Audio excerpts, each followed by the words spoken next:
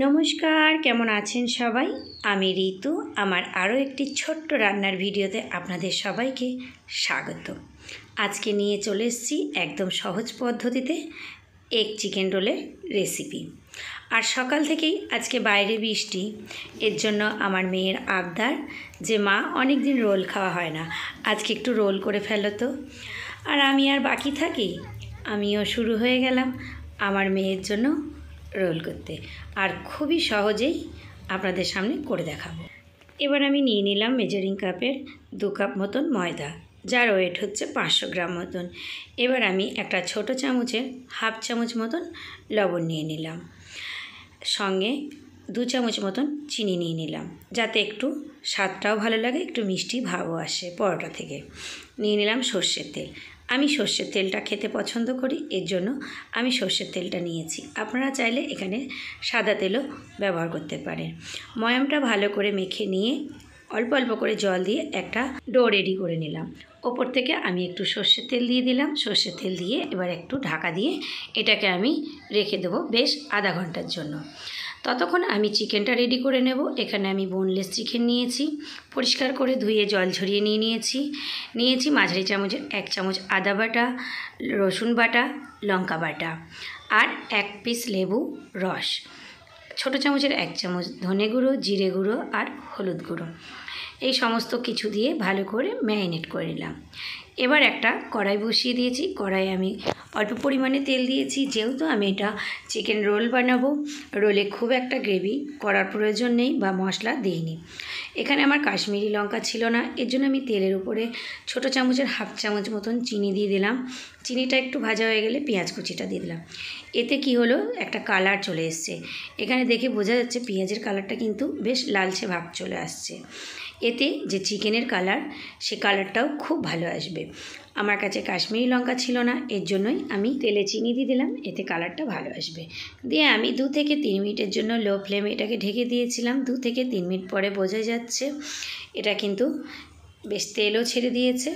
এবার আমি মিনিমাম একটা মাঝারি কাপের 1 কাপ মতন জল দিয়ে আবার আমি 5 থেকে 6 মিনিটের জন্য লো ফ্লেমে রেখে দিয়েছিলাম। এখন কিন্তু চিকেনটা পুরোপুরিভাবে হয়ে গেছে। আমি শুকনো করে একদম রেডি করে নামিয়ে নিয়েছি। Chicken ready. এবার চলে আসলাম ময়দার কাছে। ময়দাও আমার পুরোপুরি রেডি। এবার চলুন এর থেকে আমি একটু বড় বড় সাইজের লই কেটে নিলাম। তো আমি এখানে 6 পিস মতন লই কেটে নিয়েছি, আর এইগুলোকে একটু গোলাকারে শেপ করে নিলাম। এবার আমি বেলে নেব। আমি কিন্তু এখানে তেল দিয়ে বেলছি না, ময়দা দিয়েই বেলছি। এতে কি হবে, তাড়াতাড়ি বেলাটাও হয়ে যাবে আর একটু বড়ও হয়ে যাবে। এখানে দেখে বোঝা যাচ্ছে কতটা পাতলা হয়েছে, একদমই পাতলা। তো আমি সমস্ত পরোটাগুলো বেলে সেঁকে নেব। আমি কিন্তু প্রথমেই কিন্তু এখানে তেল দিয়ে ভেজে নিচ্ছি না, 2 সাইডই খুব ভালো করে আমি অল্প আঁচে সেঁকে নেব। দেখে বোঝাই যাচ্ছে। এটা আমি নামিয়ে দিলাম। এইভাবে সমস্ত পরোটাগুলোই কিন্তু আমি একটা একটা করে 2 পিঠ উল্টে পাল্টে ভালো করে সেঁকে নিচ্ছি। তো আমার এখানে সমস্ত পরোটা রেডি। আমি এখানে ডিম নিয়ে নিয়েছি। এবার আমি ডিমটাকে ফাটিয়ে নেব। আমি এখানে খুব অল্প পরিমাণে লবণ দিলাম, লবণ দিয়ে ভালো করে ডিমটাকে ফাটিয়ে নিয়েছি। এবার আমি কড়াই বসিয়ে দিয়েছি। কড়াইয়ে অল্প পরিমাণে তেল দিয়ে দিলাম। তেলটা গরম হয়ে গেলে আমি যে সেঁকে রাখা পরোটাগুলো রেখেছিলাম সেগুলো এবার আমি এখানে দিয়ে দিচ্ছি। 2 সাইড খুব ভালো করে তেল দিয়ে একটা তেল ব্রাশ করে আমি কিন্তু 2 সাইডই খুব ভালো করে সেঁকে নিচ্ছি। আমি একবারেই কড়াইতে অনেকটা তেল দিয়ে দিইনি, আমি অল্প অল্প করে 2 সাইডই ব্রাশ দিয়ে ভালো করে লাগিয়ে এই 2 সাইডই ভালো করে ভেজে তুলে নিলাম। এবার দিয়ে দেব ডিমটা। কড়াইয়ের চারিধারে ডিমটাকে ছড়িয়ে দিলাম, এর উপরে পরোটাটা দিয়ে দিলাম। এবার আমি খুন্তির সাহায্যে পুরোটাই কিন্তু একটু চেপে চেপে দিলাম। আরও একবার আমি ওপর দিয়ে তেল ব্রাশ করে দিয়ে এটাকে উল্টে দিলাম। তো বাস হয়ে গেল এই সাইডটা। এবার আমি এটাকে তুলে নিলাম। আমি আবারও একবার দেখাচ্ছি। আমি প্রথমে পরোটাটা দিয়ে দিলাম, তার উপরে আমি তেলটা আবার দিলাম। প্রথমে যেহেতু আমি শুকনো করে ভেজে নিয়েছি, ওপর দিয়ে আমি তেল ব্রাশ করে দিয়ে এটাকে উল্টে দিলাম। আর খুব কিন্তু এখন আমি গ্যাসের যে ফ্লেমটা সেটা কিন্তু আমি মিডিয়াম ফ্লেমে রেখেছি। একদম হাই ফ্লেমে করলে কিন্তু এটা পুড়ে যাবে এবং ভেতরটাও কাঁচা রয়ে যাবে, এর জন্য। তো বাস এই পরোটাটাও হয়ে গেল। আমি আবারও একবার ডিম দিয়ে আপনাদের সামনে দেখালাম যে আমি কেমন করে করছি। আবার আমি পরোটা দিয়ে দিলাম, আবার খুন্তি দিয়ে একটু করে দেবে দেবে নিলাম যাতে ডিমটা ছেড়ে না যায় এবং ডিমটা যাতে সেটে যায়। তো বাস একদম রেডি। এবার আমি একটা প্লেটে নিয়ে নিলাম, ওপর দিয়ে দিলাম টমেটো কেচাপ, এটা ভালো করে মিশিয়ে নিলাম, এর উপর দিয়ে দিলাম একটু গ্রিন চিলি সস। হয়ে গেল, এটাকেও আমি মিশিয়ে নিলাম। এবার আমি এর উপরে যে চিকেনটা করে রেখেছিলাম সেই চিকেনটা এখানে দিয়ে দিচ্ছি। আর খুবই অল্প টাইমে এটা হয়েও যাবে আর খুব সহজ পদ্ধতিতে।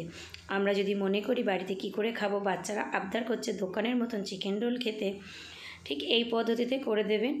এবার এটা একটু বাচ্চাদের সামনে ভালো করে দেখানোর জন্য একটু পেছন দিয়ে কাগজটাকেও মুড়িয়ে দিলাম।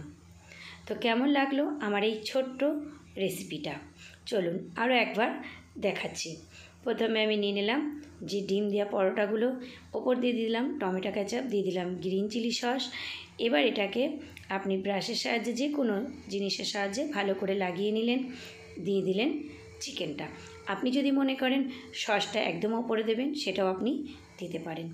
দিয়ে দিলাম শসা কুচি, পেঁয়াজ কুচি, বাস একদম রেডি।